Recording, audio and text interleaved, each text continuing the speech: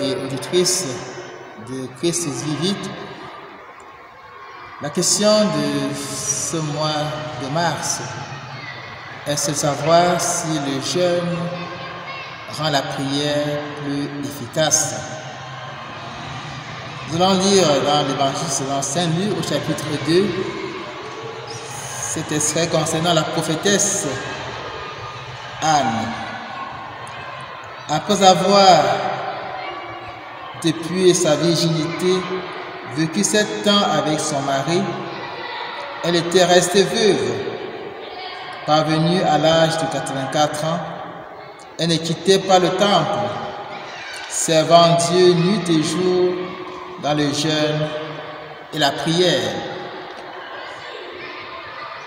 Déjà, nous sommes pendant le temps de carême. Jésus, avant de commencer son ministère public, a jeûné pendant 40 jours au désert, évidemment aussi en restant dans la prière. Le jeûne fait partie des actes de mortification. Les philosophes disent que l'esprit dans le corps est comme dans un tombeau. Et donc, en jeûnant, non seulement je mortifie ma chair, je combats contre les passions de la chair, mais je permets à mon esprit de s'élever. Donc quand nous unissons notre prière avec un effort de jeûner, ça nous permet de communier davantage avec le Seigneur. Ça nous permet de libérer notre âme, notre esprit, de l'odeur, des pesanteurs dans lesquelles le manger et le boire nous entraînent. Ça, c'est question du jeûne, n'est-ce pas, de repas, mais aussi jeûner dans nos mauvaises habitudes me permet justement d'être plus vrai devant le Seigneur. Si je suis quelqu'un qui aime faire le commérage, qui aime raconter tout sur les autres, je crois qu'en décidant de fermer ma bouche, de me taire, je fais un effort sur moi qui me permet de libérer davantage dans mon âme. Donc le jeûne en fait est important dans la vie du chrétien. Jeûne sur plusieurs fondements. Jeûne de repas, jeûne contre les mauvaises habitudes. Et en ce moment-là, ma prière est vraie. Ma prière est sincère. Ma prière s'élève. Ma prière se purifie chaque jour davantage.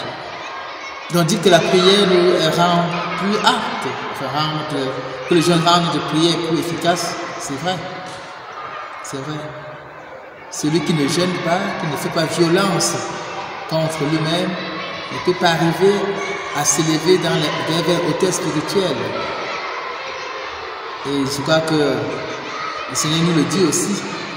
Efforcez-vous d'entrer par la porte étroite.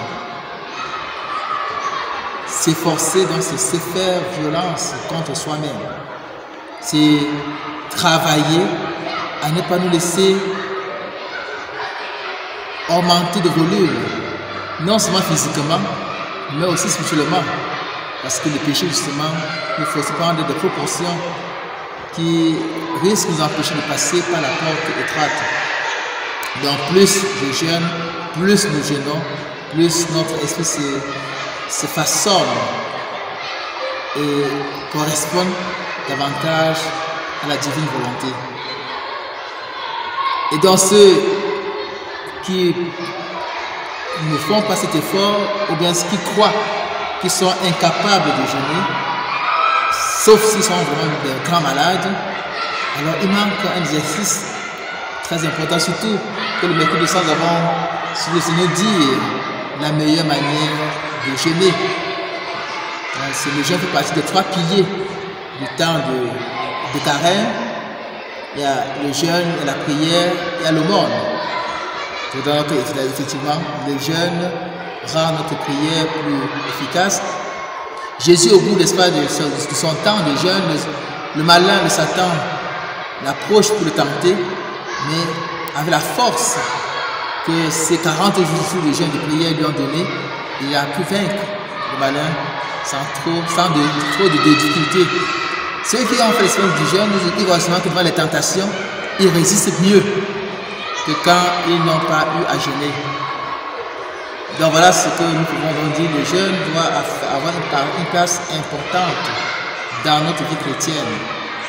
Savoir nous faire violence, tant dans le manger que dans le boire, mais aussi contre nos mauvaises habitudes qui malheureusement deviennent comme des secondes natures.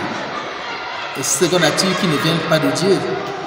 Nous devons travailler à pouvoir nous en défaire pour grandir en tant qu'enfants de Dieu. Voilà ce que nous pouvons en dire sur l'importance du jeûne qui rend notre prière plus efficace et plus agréable à Dieu.